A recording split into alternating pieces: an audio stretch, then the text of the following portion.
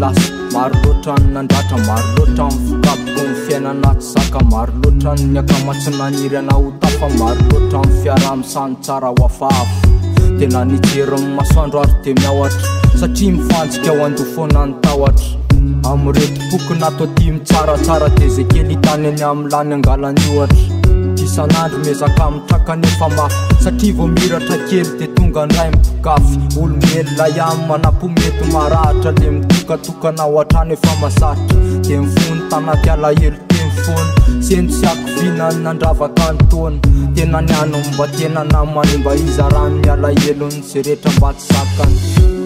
Tena natanaty sentolala tanaty alahelo akovina mikoroso, tsy tataratra zay mba fandrosony. Ohatrohatry zay ny lasa.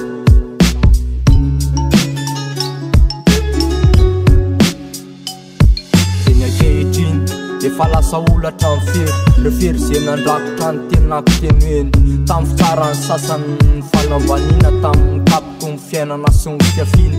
Androany nanio eritsaina efa boky, na lasa solona kaly ny tondro molotro mipoky, na lasa ty fiasana ny totondro ny avokiny. Mafesatra ny olana fa voatsindriny le mokiny, le hoe mezaka lasa tariketra. Miampy tena nitro maintsy ho tratrako ny tanjona rehetra. Zay kinasa de ho ataoko amin'ny fo fisainany, ke tsy hainy hoe tsy zarery mandalo olana amin'ny fiainany. Fa mitraka de tohizako ny lalany, la fa mijoro motivaka samy manany. Mandeha rery nefa komba mila namany, kara misy ny fifanampiana voniny fanolo tanany. Tonga saina ihany, tonga saina hoe iny kainy tena lalany.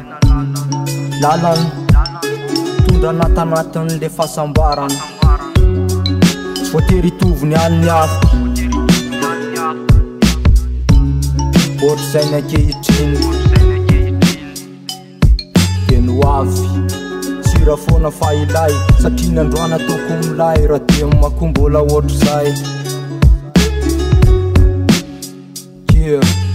Fanantenany iny tsy mety maty, vendray androany mbola iaina fiainany. Le faratapony tsy tokony mangatakatany, fa le fiainana tena milay efa iainako sahady mipatany. ABM iny pisy manokana ho amin'ny fandravo.